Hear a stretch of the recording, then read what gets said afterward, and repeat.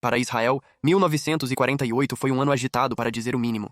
Um ano antes, a Organização das Nações Unidas recomendou em votação histórica a divisão do mandato britânico da Palestina em estados judeus e árabes. Depois do Holocausto, a comunidade internacional apoiou majoritariamente o direito judeu à autodeterminação. Em 1948, os primeiros líderes de Israel estavam preparados para fundar um Estado judeu ao lado dos vizinhos árabes. Porém, nem todos internacionalmente foram tão solidários. Nações árabes próximas ameaçaram eliminar Israel em seu início. A guerra que se seguiu foi complexa. Em resumo, a Guerra Árabe-Israelense de 1948 tem aproximadamente 6 nomes diferentes, então peço paciência. Também era conhecida como Guerra da Independência de 1948, Guerra da Soberania por Ben-Gurion, Guerra da Libertação pelo Exército Israelense e Nakba, ou Catástrofe, por muitos árabes.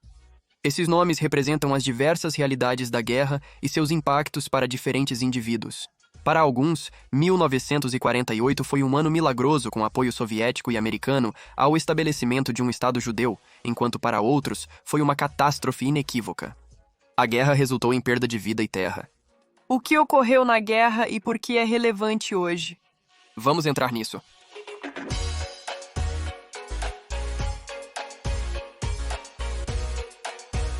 A guerra iniciou em 1947, após a Organização das Nações Unidas aprovar a divisão da terra. Os judeus no mandato britânico estavam exultantes, mas com pouco tempo para comemorar. O Comitê Árabe Superior, representante político dos árabes locais no mandato, iniciou rapidamente conflitos com os judeus. Rapidamente, tornou-se quase uma guerra civil.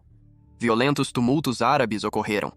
Apesar de os britânicos controlarem legalmente a região, já haviam decidido se retirar e, em grande parte, assumiram uma postura indiferente ao conflito crescente. Porém, mantiveram rígidas cotas para a imigração judaica da Europa e para suprimentos, tornando a escassez de mão de obra e armas questões urgentes. Enquanto isso, a Haganah, uma força paramilitar judaica, se preparava para a possibilidade de guerra total. Os árabes recusaram o plano de partição, não concordando que nações estrangeiras decidissem seu destino. O terrorismo árabe no mandato estava crescendo em resposta. E havia outro medo. A população árabe na região era o dobro da dos judeus, e a mídia árabe exaltava seu poderio militar. Essa máquina de propaganda pregava guerra total aos judeus, incutindo mais medo neles. Após várias tentativas fracassadas de conter a agressão árabe, que incluíam um devastador cerco a Jerusalém, Ben-Gurion e seu círculo íntimo promulgaram algo chamado Tuknit, ou Plano Dalet, sendo a 4ª letra do alfabeto hebraico. Então, basicamente, Plano D. O Plano Dalet, ainda controverso, é sugerido por alguns pesquisadores como uma transferência intencional da população árabe que residia lá. Porém, há discordâncias, como a da historiadora Anita Shapira. Ela observa que, apesar de ordenar a destruição de aldeias e expulsão dos habitantes em caso de resistência, também instruía a manutenção destes no local se não houvesse resistência, garantindo o controle judaico da aldeia. A Haganah finalmente assumiu o controle de cidades principais como Haifa, Jaffa, Safed e Tiberíades, além de várias aldeias árabes. No total, cerca de 300 mil árabes locais fugiram ou foram expulsos antes do início oficial da guerra. Muitos árabes abastados saíram voluntariamente, acreditando que seu deslocamento seria temporário, planejando regressar após a derrota dos judeus. Em 14 de maio de 1948, o momento que todos esperavam finalmente chegou. David Ben-Gurion, o primeiro-ministro de Israel, declarou a independência do Estado de Israel pouco antes do fim do mandato britânico. Compreenda, não foi simples tomar essa decisão. Ben-Gurion e outros 9 líderes tomaram a decisão por votação. A moção foi aprovada por uma pequena margem de 6-4, dando origem a Israel. Ben-Gurion, apesar de estar no meio das celebrações naquele dia histórico, escreveu em seu diário que sentia como se estivesse de luto, destacando que havia pouco tempo para festejar. Ben-Gurion antecipou corretamente o alto preço da independência de Israel. No dia 16 de maio, após o encerramento oficial do mandato britânico, 5 exércitos árabes vizinhos, Líbano, Síria, Iraque, Egito e Jordânia, invadiram a recém-formada nação. Algumas coisas auxiliaram Israel a enfrentar a primeira onda de ataques. Inicialmente, dias antes, o consulado francês em Jerusalém informou a Haganah sobre os planos do exército árabe, conforme a inteligência coletada.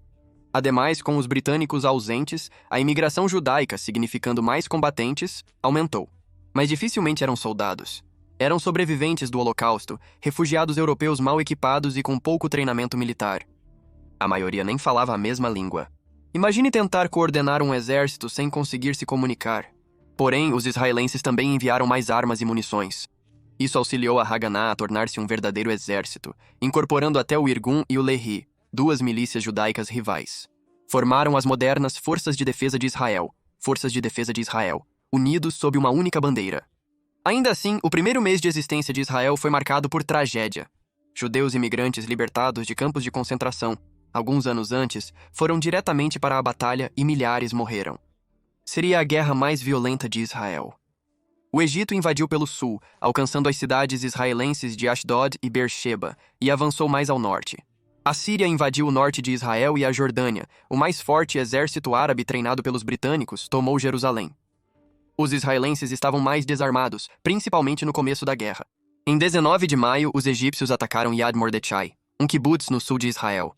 Lá, aproximadamente 100 kibbutzniks israelenses e 2 esquadrões paramilitares, armados só com rifles, uma metralhadora e uma arma antitanque, resistiram por 5 dias a 2.500 egípcios com armaduras, artilharia e unidades aéreas.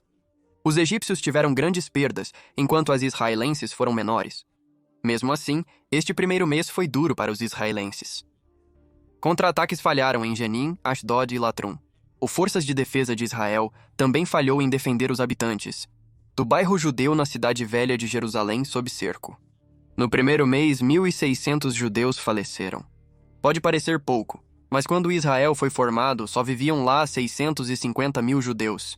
Um cessar-fogo crucial intermediado pela Organização das Nações Unidas em 11 de junho foi um ponto de virada para os israelenses. O cessar-fogo de 28 dias incluía um embargo de armas. A ideia era que nenhum lado se beneficiasse do cessar-fogo, mas isso não ocorreu. Ambas as partes aproveitaram o tempo para aprimorar posições e importar mais armas. Israel driblou o embargo, trazendo um grande carregamento de armas da Tchecoslováquia. Yitzhak Rabin, comandante das Forças de Defesa de Israel, disse que sem essa remessa, seria duvidoso conduzir a guerra. Israel elevou o fornecimento de armas para 25 mil fuzis, 5 mil metralhadoras e 50 milhões de balas. Com a chegada de mais imigrantes judeus, a mão de obra quase dobrou. Israel iniciou a grande Operação Deni, nomeada após o oficial Daniel Deni Mass, morto anteriormente em 1948 após o fim da trégua. A Operação Deni visava a captura das cidades de Lod e Ramla pelas forças israelenses.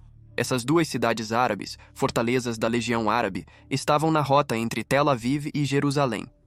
Atiradores árabes e milicianos forçavam veículos de transporte judeus a desviarem ao sul entre as duas cidades.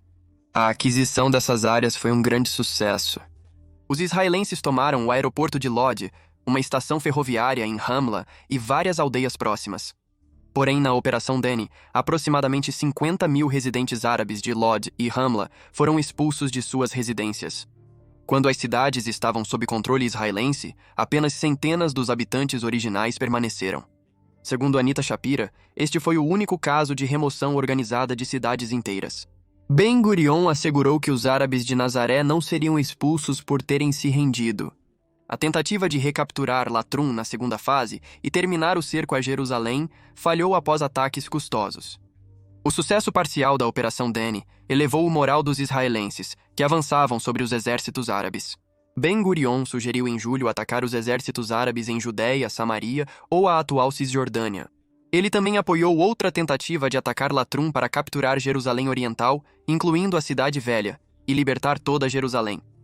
Ben Gurion, habituado a alcançar seus objetivos, foi rejeitado pelos seus principais conselheiros militares, que temiam um novo fracasso em Latrum e optavam por direcionar recursos e mão de obra para outras frentes, especialmente para o sul do Negev. Finalmente, Ben Gurion perdeu na votação, inclusive com membros do seu próprio partido contra ele. Desviar recursos para o sul provou ser uma boa ideia, onde a luta contra os egípcios persistiu. No outono de 1948, as forças israelenses planejaram uma ofensiva para remover os egípcios de Be'er-Sheva, sul de Israel. A Brigada Negev, ramo das Forças de Defesa de Israel, atacou logo cedo e rapidamente os egípcios se renderam na delegacia da cidade. Cerca de 120 soldados egípcios foram feitos prisioneiros. A perda de Beer-Sheva foi um golpe crucial para os egípcios, pois cortou uma rota de abastecimento-chave. A captura de Beer-Sheva auxiliou os israelenses a reassumir o controle do deserto do sul. Em dezembro, a Operação Koreb, Um ataque final israelense às forças egípcias no sudoeste eliminou a ameaça egípcia às comunidades do sul de Israel.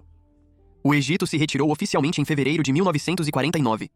Israel surgiu ferido e agredido. Ao todo, mais de 6.000 israelenses, cerca de 1% da população total, incluindo aproximadamente 2.000 sobreviventes do Holocausto, morreram, representando uma perda massiva. Mas o país ainda estava de pé. Em resposta à vitória de Israel, mais de 850 mil judeus do Irã e países árabes do Oriente Médio e Norte da África foram expulsos de suas pátrias e se estabeleceram no novo Estado judeu. A população árabe indígena foi a mais prejudicada. 700 mil foram exilados e, segundo o historiador árabe Arif al-Arif, mais de 15 mil morreram. Apesar das enormes perdas que Israel sofreu, tanto do ponto de vista de baixas como da perda da parte oriental de Jerusalém para os jordanianos, a guerra ainda foi um enorme sucesso para os judeus no geral. Criaram um exército moderno, abrigaram refugiados judeus da Europa, Oriente Médio e Norte da África, fundando uma nação na terra ancestral judaica. A guerra impactou diferentes pessoas de maneiras distintas, como é comum na história.